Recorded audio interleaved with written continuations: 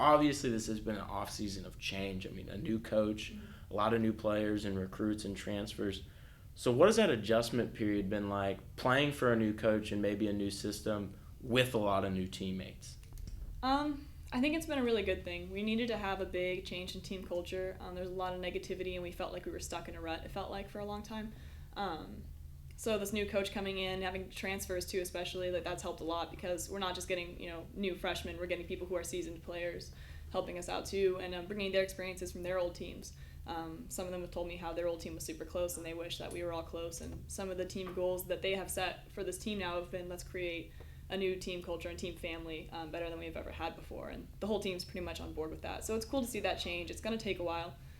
Definitely it'll keep going after I'm gone. And it's kind of disappointing that that's all going to keep happening after I leave. I wish I had more time here to see how things transitioned. But I'm excited for this team. We needed to change. We needed big changes. And it finally happened.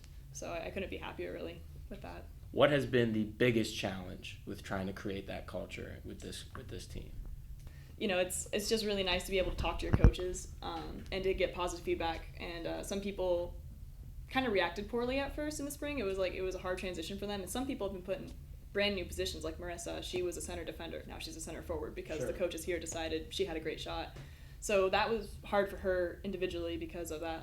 It's a huge change as a player to make. And then there have been some system changes to our tactics that they've made, and those are really difficult on defense, especially to have to remember, oh wait, we're not supposed to do that anymore. So besides the personal, emotional things of just understanding that these coaches they care about us as players and they want to help us, also the more tactical, mental things of trying to break old habits and trying to work into their new system so we have the most success that we can. Last season, you clearly carved out a position as the team's defensive anchor. I mean, 48 saves, back-to-back shutouts, the first goalkeeper in YSU history to do that.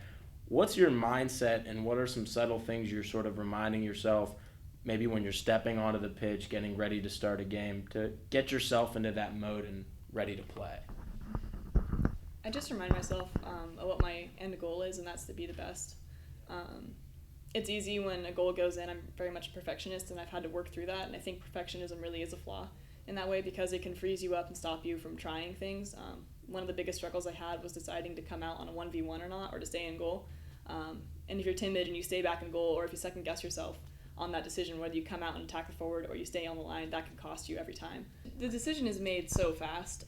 I'm not thinking anything. Like back when I freshman and sophomore year, I could have a stream of consciousness going, and I think that distracted me.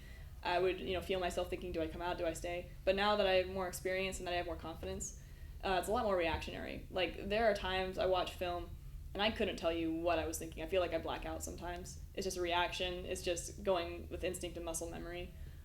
What are some of your goals as a team outside of establishing that new culture through those first 5 road games and really for the season as a whole?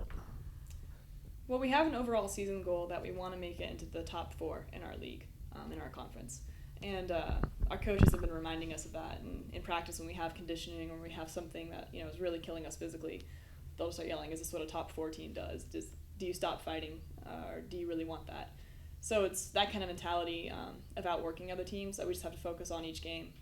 We can't get bogged down with our win and loss records against the team. It's overall we don't have a history of success, and we need to just forget that and move forward. And every game take it as a new challenge, whether it's a conference game or not. It's got back to the team culture thing. We have to change how we play and how we think, and we have to take every game as an opportunity to prove that we can do that because nobody thinks we can. What kind of leader are you? Are you someone who's maybe more vocal and trying to get everyone on the same page, or are you a lead by example kind of player? I like to think of myself as a lead by example, but I've seen that that's not the only thing that someone can be. You have to be a vocal leader too if you really want to fix things and to change things especially. I've gotten better about being vocal because it was that timidity, like I don't want to tell someone to do the wrong thing because I have to direct the defense as a goalkeeper. In freshman and sophomore year, coming straight out of being in the offense, I had no idea what the defense was supposed to do. So I've been learning, all the tactics and everything the defenders have to do with them so that I can tell them the right things. And I feel like I've gotten a lot better at that and a lot more confident. What can we expect from this team coming this season in terms of what you guys bring to the pitch every game? We obviously are not the most talented team. There are teams that are way more technical and more, have higher caliber players than we do. But I remember my freshman year when I was here, we had a really hard-working team. and we would grind out the games, and we didn't have the players that the other teams had, but we had success because we just worked. I would like to expect that kind of work rate from this season, and also I want to expect a winning season, where we win more games than we lose, which would be phenomenal for Youngstown State soccer. I don't think we've ever had a winning season like that. So those would be the two things to look for and to see if we live up to our promises. Work rate. Are we outworking the other team even if we're not as talented? Or, and is it producing? Are we going to have success? And I have a feeling that we will, but it's just going to be a grind. Nothing's going to be easy for us this season at all.